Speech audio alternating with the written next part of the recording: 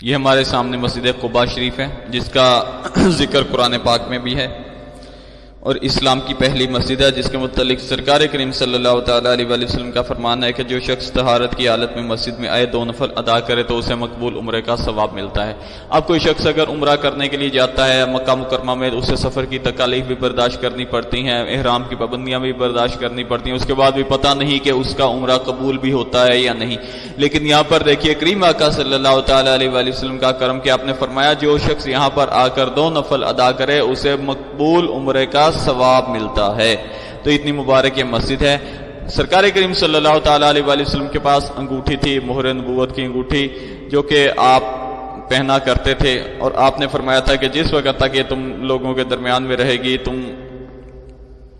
یہ دیکھیے یہ جو آپ کو پوائنٹ آؤٹ کی گئی جگہ، یہاں پر حضرت کلثوم بن حضم رضی اللہ تعالیٰ عنہ کا گھر تھا، یا یہ جو دوسرا راؤنڈ دیا گیا یا یہاں پر تھا یا اس جگہ پر تھا، ان دونوں جگہوں میں سے کہیں پر تھا، جہاں پہ سرکار کریم صلی اللہ تعالیٰ علیہ وآلہ وسلم نے 3 روز جس وقت مسجد کو تعمیر کیا جا رہا تھا، تو آپ نے یہاں پر سکونت 3 روز اختیار فرمائی تھی۔ تو وہ جو انگوٹھی کی بات چل رہی تھی، تو یہاں پر ایک کنواں تھا، بیر حاتم یا بیر عریس، جہاں پر سرکار کریم صلی اللہ تعالیٰ علیہ وآلہ وسلم ایک مرتبہ اپنے پاؤں مبارک لٹکا کر بیٹھے تھے، جہاں پر راؤنڈ دیا گیا ہے تقریباً اس کے قریب ہی تھا، تو اپنا پاؤں لٹکا کر کنویں مبارک میں بیٹھے ہوئے تھے، کنویں کے پانی نیچے تھا، اور پانی کا یہ عالم تھا کہ پانی اچھل کر آپ کی قدم بوسی کر رہا تھا۔ تو اس کے بعد سیدنا ابو بکر صدیق رضی اللہ تعالیٰ عنہ کے پاس وہ انگوٹھی آ گئی۔ سرکار نے فرمایا تھا کہ جب تک یہ انگوٹھی تمہارے درمیان میں رہے گی تم ہر قسم کے فتنوں سے محفوظ رہو گے۔ اس کے بعد سیدنا عمر فاروق رضی اللہ تعالیٰ عنہ کے دور میں یہ رہی، اور ہوتی یہ انگوٹھی حضرت سیدنا عثمان غنی رضی اللہ تعالیٰ عنہ کے پاس آئی۔ آپ اسی کنویں میں ایک مرتبہ اسی طرح سرکار کی سنت کو پورا کرتے ہوئے پاؤں مبارک لٹکا کر بیٹھے تھے کہ وہ انگوٹھی آپ کے ہاتھ سے گری اور کنویں میں گر گئی۔ آپ نے پورے کنویں کا پانی باہر نکلوایا، لیکن وہ انگوٹھی آپ کو نہ مل سکی۔ یہ دیکھیے یہ ہمارے بالکل سامنے قباء شریف کا قدیمی قبرستان، جس کے بارے میں کہا جاتا ہے کہ شہداء احد کچھ وہاں پر مدفون ہیں، جہاں پر اجتماعی قبر احد شریف کے پاس بنی ہوئی ہے، جہاں پہ سیدنا امیر حمزہ رضی اللہ تعالیٰ عنہ کا مزار اقدس بھی ہے، وہاں پر کچھ شہداء کرام ہیں، کچھ شہداء کرام یہاں پر ہیں، یہ دونوں طرف قبرستان ہے، اور کچھ شہداء احد بقیع شریف میں ہے۔ خیر بات چل رہی تھی اس انگوٹھی کی، تو سرکار صلی اللہ تعالیٰ علیہ وآلہ وسلم کی وہ انگوٹھی کنویں میں گر گئی۔ حضرت عثمان غنی رضی اللہ تعالیٰ عنہ نے اس کنویں کا سارا پانی نکلوایا، حتیٰ کہ نیچے کی ریت تک نکلوائی، لیکن وہ انگوٹھی آپ کو نہ مل سکی۔ اس کے بعد پھر آپ کو پتہ ہی ہے کہ سیدنا عثمان غنی رضی اللہ تعالیٰ عنہ کے بعد فوری طور پہ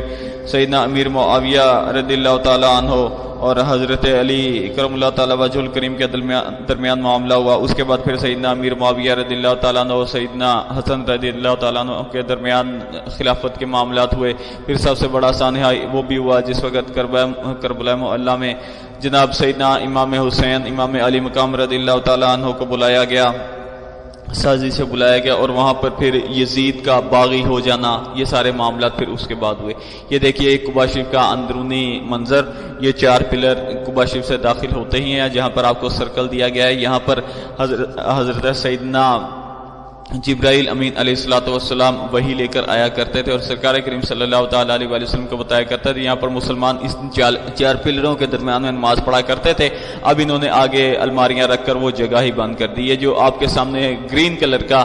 سبز رنگ کا دائرہ لگایا گیا ہے، کہا جاتا ہے کہ مسجد قباء شریف کا پرانا قدیمی دروازہ یہاں پر ہوا کرتا تھا، یہ جہاں پر اس وقت بچے نماز پڑھ رہے ہیں، تقریباً اس جگہ پہ مسجد قباء شریف کا پرانا قدیمی دروازہ ہوا کرتا تھا۔ یہ مسجد قباء شریف کی پرانی حد ہوا کرتی تھی۔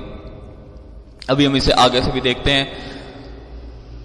یہ مسجد قباء شریف کا اندرونی خوبصورت منظر، ابھی اس کے گنبد میں بھی ایک نشانی موجود ہے، یہ سرکل میں آپ کو دکھائی گئی ہے، زوم کر کے دکھائی جا رہی ہے۔ یہ پرانا کہا جاتا ہے کہ یہاں پہ قباء شریف مسجد کا پرانا محراب ہوا کرتا تھا۔ باہر کے اب یہ ترکوں نے نشانیاں چھوڑی ہوئی ہیں، اہل عشاق تھے انہوں نے نشانیاں چھوڑی ہوئی ہیں۔ ان نجدیوں نے وہ اتنا مبارک متبرک کنواں بھی ضائع کر دیا، نہ صرف ضائع کر دیا، اس کے اوپر روڈ بنا دی جو ہم نے آپ کو دکھائی تھی۔ یہ نجدیوں کی کرتوتیں ہیں۔ اللہ تعالیٰ ان کے فتنے سے مسلمانوں کو محفوظ فرمائے۔